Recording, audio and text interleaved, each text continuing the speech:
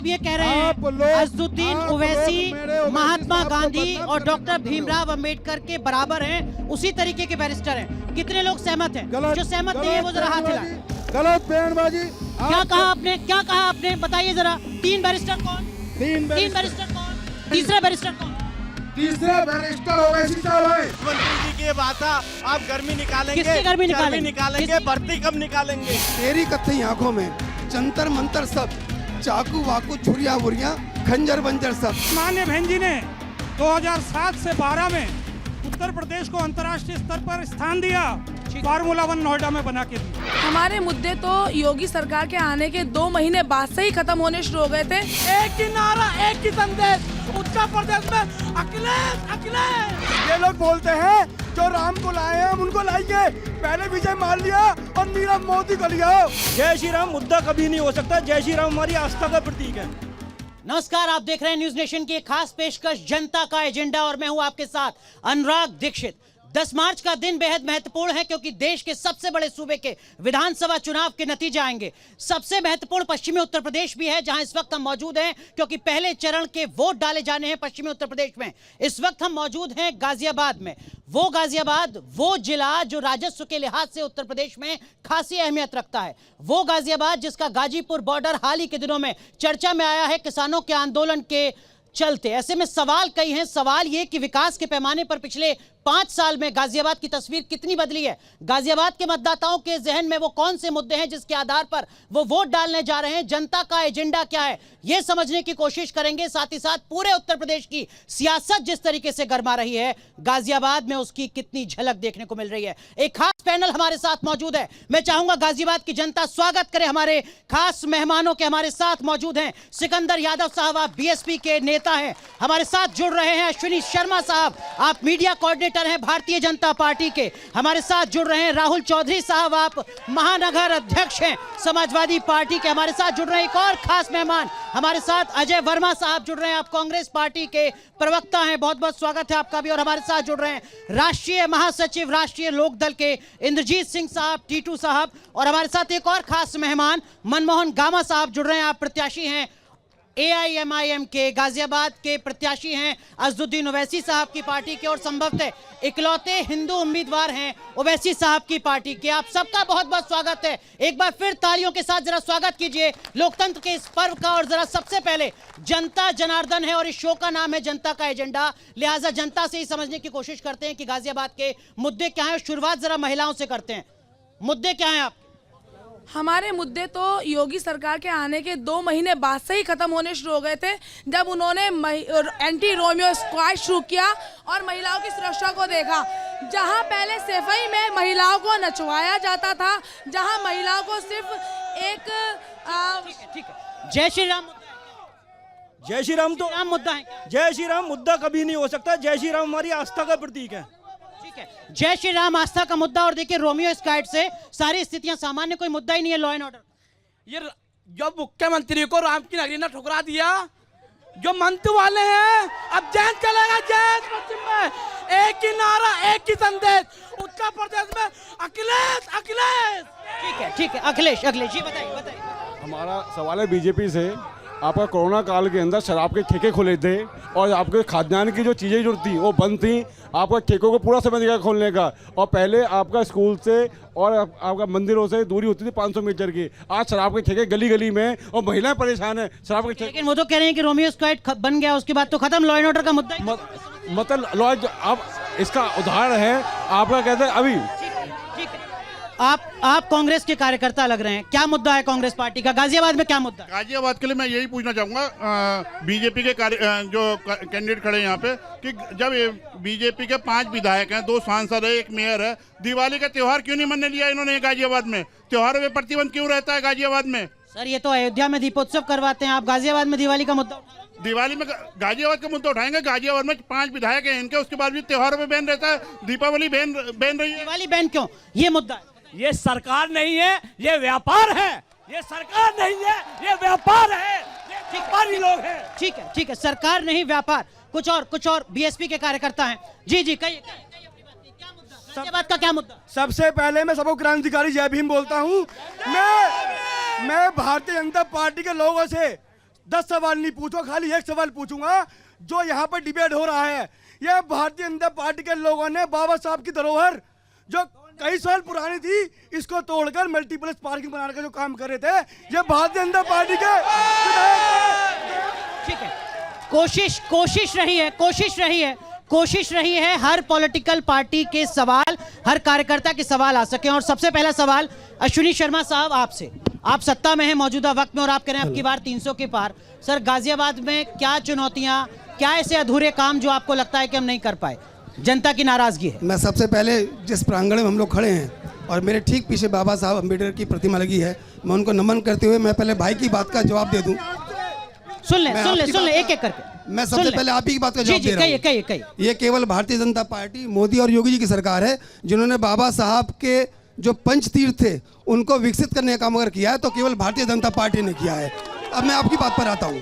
गाजियाबाद के मुद्दे क्या? गाजियाबाद के वोटर आपकी पार्टी के उम्मीदवारों को वोट क्यों दें? मैं आपकी बात को जोड़ता हूँ। योगी जी के आने के बाद केवल गाजियाबाद नहीं, पूरे उत्तर प्रदेश में जो विकास हुआ है उसके आधार पर आज जनता भारतीय जनता पार्टी के समर्थन में खड़ी है। दूसरा ये है कि गाजियाबाद में जितना विकास हम लोगों ने किया है, हमारी सरकार ने किया है, हमारे विधायक और सांसदों ने किया है, उतना विकास कभी पहले हो नहीं पाया। उसी विकास के आधार पर हम लोग वोट मांगने के लिए निकले हैं। ठीक है, आप कह रहे हैं कि जितना विकास हो सकता था उतना विकास। संक्षेप में अपनी बात। कोरोना काल में हमारे पूरे जिले गाजियाबाद में, पूरे उत्तर प्रदेश में, पूरे देश में कितनी मृत्यु हुई है? ऑक्सीजन नहीं है, सिलेंडर नहीं है, वेंटिलेटर नहीं है। इन्हें किस बात में? कोरोना का एक बड़ा मुद्दा, आप कुछ कहना चाह रहे हैं, बताइए। जो बात बीजेपी के नेता कह रहे हैं कि विकास के आधार पर जनता वोट देंगे गाजियाबाद में, क्या वाकई है सर? मैं सम्मानित नेताओं से पूछना चाह रहा हूं कि रोजगार की बात कब होगी, काम की बात कब होगी, नौजवानों को रोजगार कब मिलेगा? मैं नेताओं से पूछना चाह रहा हूं। देखिए, आप तो बीजेपी के कार्यकर्ता हैं, वो सवाल कर रहे हैं कि रोजगार की बात होगी क्या?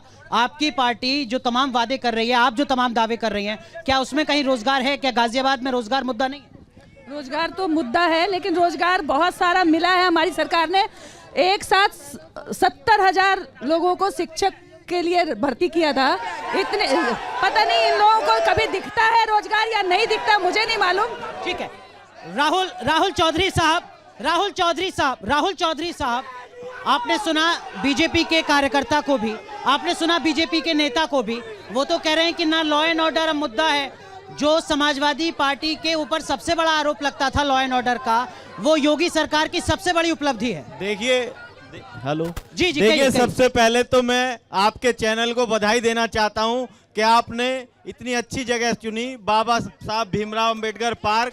मैं उनके चरणों में नमन करता हूं और बधाई देना चाहता हूं कि उन्होंने संविधान बना दिया, वरना ये भारतीय जनता पार्टी के लोग तो संविधान भी बदलना चाहते हैं। आज संविधान ने हमें वोट का अधिकार दिया है। आपने बात की लॉ एंड ऑर्डर की, उसका जवाब पहले दूंगा। जहां तक लॉ एंड ऑर्डर का सवाल है, आप बताइए, हाथरस में हमारी दलित की बेटी को शोषण करने के बाद रात को 2:30 बजे उत्तर प्रदेश के मुख्यमंत्री जी के और डीएम एसएसपी के मौजूदगी में उसको पेट्रोल और डीजल छिड़क करके जलाया जाता है। कितने शर्म की बात है। लेकिन राहुल जी देखिए, आपकी पार्टी जब इस बात को कहती है तो हो सकता है आपके बगल में जो नेताजी बैठे हैं वो कहें कि आपके तो जो सबसे बड़े नेताजी थे वो ऐसे मुद्दों पर कहते थे कि बच्चों से गलतियां हो जाती हैं। दूसरी बात, मेरी महिला बहन ने अभी सवाल उठाया नौकरियों का। इनके देश के गृह मंत्री आदरणीय अमित शाह जी ने कहा, जब लोगों ने रोजगार की बात की, अगर रोजगार नहीं है तो पकोड़ा तलने, क्योंकि पकोड़ा तलना भी एक रोजगार है। आप बताइए, जब देश के गृह मंत्री नौजवानों को, पढ़े लिखो लोगों को माँ बाप पढ़ाते हैं, लाखों रुपए फीस जमा करते हैं और देश के गृह मंत्री अपनी जिम्मेदारी से तो लॉ एंड ऑर्डर और रोजगार दोनों मुद्दे आपको लगता है कि बड़े मुद्दे हैं गाजियाबाद के लिहाज से? पर भारतीय जनता पार्टी इंदरजीत सिंह जी, आप और राहुल जी तो खैर मिले हुए हैं इस वक्त, लेकिन योगी जी बार बार कह रहे हैं कि 10 मार्च के बाद जो गर्मी है वो शांत हो जाएगी। जब योगी जी ये कहते हैं कि गर्मी शांत हो जाएगी 10 मार्च के बाद, तो आपको नहीं लगता कि एक बड़ा भरोसा है जो योगी आदित्यनाथ दिला रहे हैं मुख्यमंत्री के तौर पर, गर्मी शांत हो जाएगी? इंदरजीत सिंह जी, कहिए, आप अपनी बात कहिए। आपकी बात आ रही है सर, आप कहिए अपनी बात। देखिए, बात ये है, आपको भी मालूम है कि जुमलेबाजी में इस पार्टी से कोई नहीं आज तक जीत पाया। अब इन्होंने एक नया काम चालू करा है आदरणीय जयंत चौधरी जी के ऊपर बात करने का। दिल्ली के अंदर इन्होंने एक समाज की मीटिंग बुलाई और उसमें अपने आप जबरदस्ती उनसे पगड़ी पहनने के प्रयास करे, पहनाई भी गई। मैं कह रहा हूं जिस दिन जयंत चौधरी जी के मथुरा में हाथरस में लाठी लगी थी उस टाइम गृह मंत्री, मैं कुछ और पूछ रहा हूं, मैं आपसे ये पूछ रहा हूं, अगर योगी आदित्यनाथ मुख्यमंत्री के तौर पर ये कहते हैं कि 10 मार्च के बाद अपराधियों की गर्मी शांत हो जाएगी, आपको तो स्वागत करना चाहिए, दिक्कत क्या है? देखिए ये गर्मी तो जनता इनकी शांत करने जा रही है।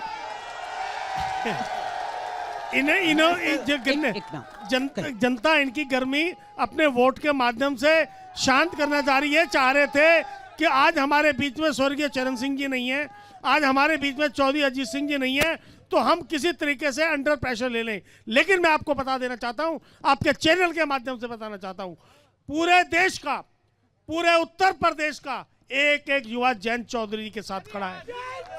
जयंत, कितने लोग सहमत हैं? कितने लोग सहमत हैं इंद्रजीत जी की बात से? कितने लोग सहमत हैं? ठीक है, ठीक है, ठीक है। अभिमन्यु जी, मैं आऊंगा आपके पास। इंद्रजीत जी, मैं आपके पास एक बार फिर आऊंगा, मैं आपके पास आऊंगा एक बार। सिकंदर यादव साहब, बीएसपी का वो कौन सा मुद्दा है, बीएसपी को उम्मीद की किरण किस आधार पर नजर आती है जिसके चलते आपको लगता है कि इस बार आप सत्ता में आएंगे एक बार फिर लंबे वक्त के बाद? देखिए अनुराग जी, सिकंदर यादव साहब, मैं अपनी बात शुरू करता हूं। अश्वनी भाई ने अभी बाबा साहब का जिक्र किया। हम जिस प्रांगण में खड़े हैं ये बाबा साहब का स्मारक है और इसका सौंदर्यीकरण अगर किसी सरकार ने किया है तो वो माननीय बहन जी की सरकार।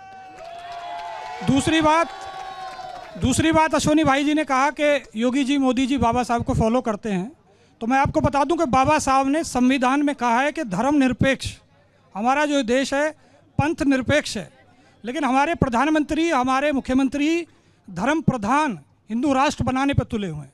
वो केदारनाथ जाते हैं, आरती करते हैं। धर्म आपका निजी हो सकता है, पर्सनल हो सकता है, वो सबके लिए सार्वजनिक नहीं होता। आस्था आपकी पर्सनल होती है, आप उसको हिंदू राष्ट्र की तरह प्रेजेंट करते हैं। दुनिया में किसी और देश का नायक, राष्ट्रपति, पुतिन हो, बाइडन हो, किसी भी देश का राष्ट्रपति कभी सार्वजनिक रूप से अपनी आस्था का प्रदर्शन नहीं करता, लेकिन हमारे प्रधानमंत्री, हमारे मुख्यमंत्री मंदिर में जाते हैं, आरती करते हैं, गंगा में नहाते हैं। देशों के जो बाबा साहब के संविधान के विरोधी त्योहारों को मनाते हैं, वो क्रिसमस मनाते हैं, लेकिन ये इनकी ये बुद्ध का देश है। प्रधानमंत्री जब बाहर जाते हैं तो कहते हैं मैं बुद्ध के देश से आती हूँ, जहाँ बुद्ध पैदा हुए थे, मैं उस देश से आया हूँ। और यहाँ नहीं, अपनी बात देखिए, मैं दूसरी बात, आप आज गाजियाबाद में बात कर रहे हैं, गाजियाबाद की विधानसभाओं की मैं बात करूं तो ज़्यादा अच्छा होगा। मैं आपको बताना चाहता हूं, आपने पूछा कि अब बीएसपी ने क्या किया। हमारे जो आदरणीय मुख्यमंत्री जी हैं, अगर आप उनसे जाके पूछेंगे कि फार्मूला 1 क्या है, शूमाकर को क्या है, तो आपको जवाब नहीं मिलेगा। लेकिन माननीय बहन जी ने 2007 से 12 में उत्तर प्रदेश को अंतर्राष्ट्रीय स्तर पर स्थान दिया, फार्मूला 1 नोएडा में बना के दिया। ठीक है, जो लोग आज 22 में फार्मूला 1 नहीं जानते। ठीक है, मैं सिकंदर साहब आऊंगा आपके पास। मनमोहन गामा साहब, आप अज़दुद्दीन ओवैसी साहब की पार्टी से उम्मीदवार हैं। भारतीय जनता पार्टी कह रही है कि ये जो लड़ाई है ये 80 बनाम 20 की है, आप कहां खड़े हैं? सर्वप्रथम मैं अपने साथियों से कहूंगा कि जोरदार नारा दे, जय भीम, जय भीम, जय मीम। और उसके साथ साथ अपने संविधान निर्माता बाबा साहब अंबेडकर जी को नमन करते हुए, बाबा साहब संविधान निर्माता जी को नमन करते हुए मैं संविधान की बात करूंगा।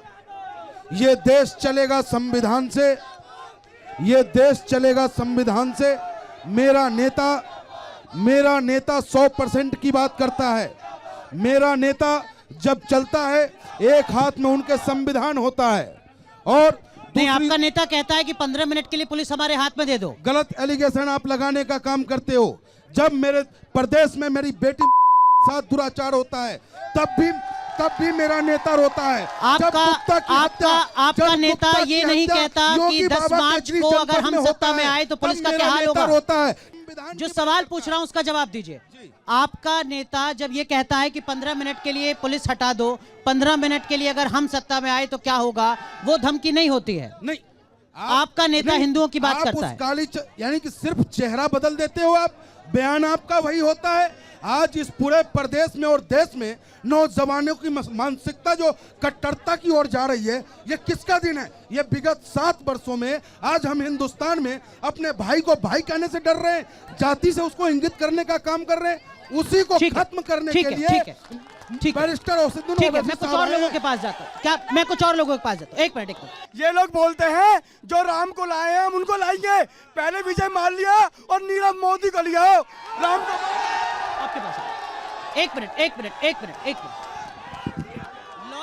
लॉ एंड ऑर्डर सुधरा है क्या? वो कह रहे हैं, खारिज कर रहे हैं। सबसे बढ़िया लॉ एंड ऑर्डर अगर हुआ है तो उत्तर प्रदेश में हुआ है। जितना गुंडागर्दी होती थी वो खत्म हो गई योगी जी के राज में। सिर्फ और सिर्फ योगी जी की सरकार में ये ताकत थी जिन्होंने गुंडा राज को पूरी तरह खत्म कर दिया। हंगामा खड़ा करना मेरा मकसद मेरा नहीं। सवाल, राहुल जी खड़े हैं समाजवादी पार्टी के महानगर अध्यक्ष जी, उनसे सवाल है कि इन्हें ऐसी क्या मजबूरी पड़ती है? पहले महागठबंधन, अब की बार गठबंधन, और जब इनकी सरकार थी जब तो इन पे लाइटें नहीं दी जाती थी, अब ये कह रहे हैं 300 यूनिट देंगे। क्या इनके हाथ राहुल गांधी जी की तरह आलू से सोने बनाने वाली कोई मशीन है? राहुल जी जवाब दीजिए। पहले महागठबंधन, अब गठबंधन। जब आप सत्ता में थे तो बिजली मिलती नहीं थी और अब आप कह रहे हैं कि 300 यूनिट मुफ्त बिजली देंगे। क्यों ये लोग भरोसा करें आप पर? राहुल जी, ये जो मेरे भाई ने सवाल किया, जो इनकी देश में और प्रदेश में सरकार चल रही है, पहले ये बता दें कि इनकी पार्टी की सरकार कितने गठबंधन के साथियों के साथ चल रही है। अगर वो गठबंधन के साथी आज समर्थन वापस ले ले तो ये आज अल्पमत में आ जाएंगे। हमारे साथ समान विचारधारा के लोग, हम सब लोग एक साथ हैं। आपने लॉ एंड ऑर्डर की बात करी, इनके विधायक महिला उत्पीड़न के दोषी हैं। कुलदीप सेंगर विधायक जी, साक्षी महाराज महिला उत्पीड़न के दोषी हैं। इनके विधायकों से और इनके सांसदों से महिला सुरक्षित नहीं है, और ये लॉ एंड ऑर्डर और महिला सुरक्षा फिर की तो ये बात गायत्री करते हैं। प्रजापति का सवाल उठाएंगे आप फिर ये भी आपके तमाम बड़े चेहरों का सवाल उठाएंगे। आप गाजियाबाद में हैं, गाजियाबाद की सीट यहाँ पर भारतीय जनता पार्टी के जो विधायक थे वो उत्तर प्रदेश सरकार में साथ ही साथ स्वास्थ्य मंत्री भी थे। जरा पीछे चलते, नहीं आप हटिए, जरा पीछे चलते हैं, पीछे जो लोग मौजूद हैं जरा उनसे भी बात करते हैं, कुछ और लोगों से बात करते हैं। जो लोग पीछे बैठे हुए हैं इसका मतलब ये नहीं है कि उनकी आवाज नहीं सुनी जाएगी। बताइए बाबूजी, आप सुन रहे हैं सब लोगों को, क्या मुद्दे हैं आपके जहन में? किन मुद्दों के आधार पर उत्तर प्रदेश का मतदाता वोट करेगा? एज ए बीजेपी ने इस उत्तर प्रदेश को खंड खंड कर दिया है, और जहाँ तक इन नारों के बीच में गरीबों की आवाज दबाई जा रही बढ़ा दी है, गैस पे बढ़ा दी है, पेट्रोल पे बढ़ा दी है, नौजवान किसानों की आवाज दबाने का काम किया जा रहा है। सर मेरा मुद्दा है पॉल्यूशन के नाम पे जो इंडस्ट्री बंद करी जा रही है। इन जितने भी सरकार बनेगी वो पॉल्यूशन के नाम पे इंडस्ट्री को आगे बंद करेंगे या क्या काम करेंगे उनके लिए? ठीक है, इस पर क्या पॉलिसी है ये आप जानना चाह रहे हैं? सर कॉलेज नहीं खुल पा रहे हैं, क्यों नहीं खुल पा रहे हैं? देश पूरा अनपढ़ रहेगा क्या? भारतीय जनता पार्टी के देश पूरा अनपढ़ रहेगा? कॉलेज नहीं खुल पा रहे हैं, कॉलेज खोलने चाहिए। बच्चे घर में बोर हो गए, कॉलेज क्यों नहीं खोलते? ये कॉलेज खोलने चाहिए।